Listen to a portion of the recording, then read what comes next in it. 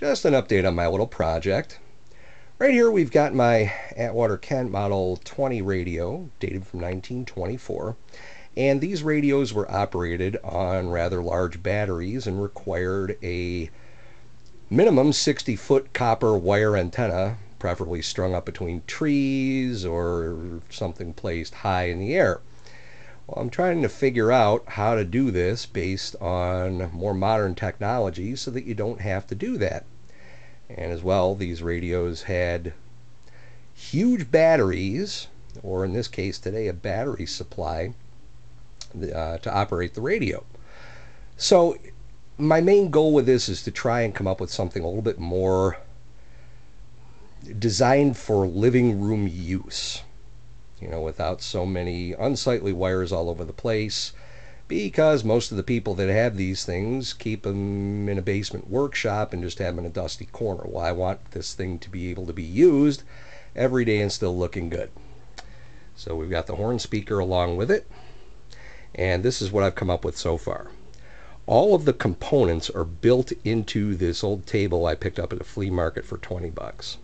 And as you can see, it actually looks pretty nice.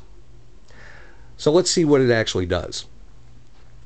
The only wire that I have outside of the radio is, of course, electric outlet and a ground.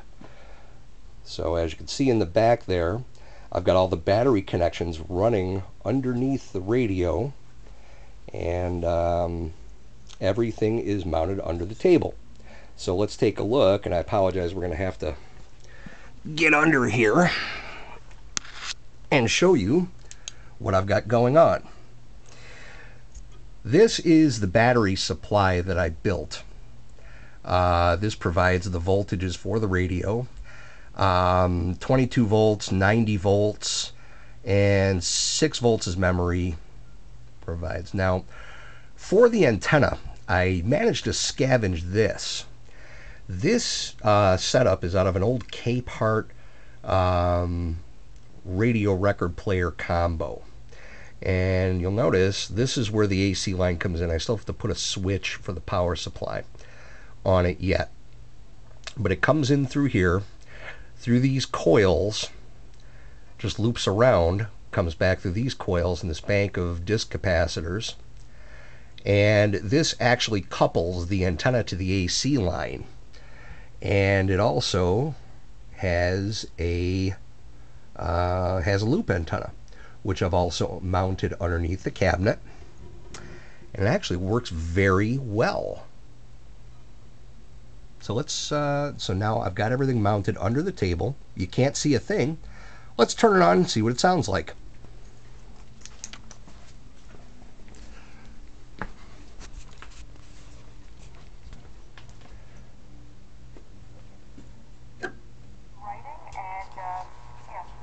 Tuned to talk radio, so I don't get dinged for copyright violation. But anywhere else you find your favorite podcast.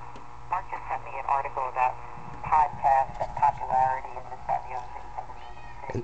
and this way, everything's contained inside the table, nothing outside, and now it can be put into a living room easily.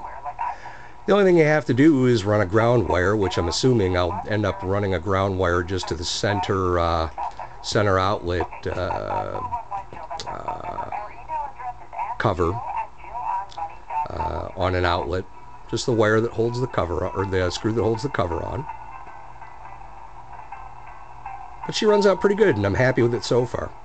The only two things that are left, I'm going to be mounting a switch somewhere on the cabinet, and here I'm going to put two lights, clamshell type lights, that are going to illuminate the dial at night.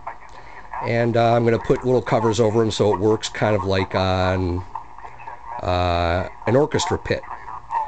So I'll do that and put a switch in, and I'm going to call this done. Pretty happy with it.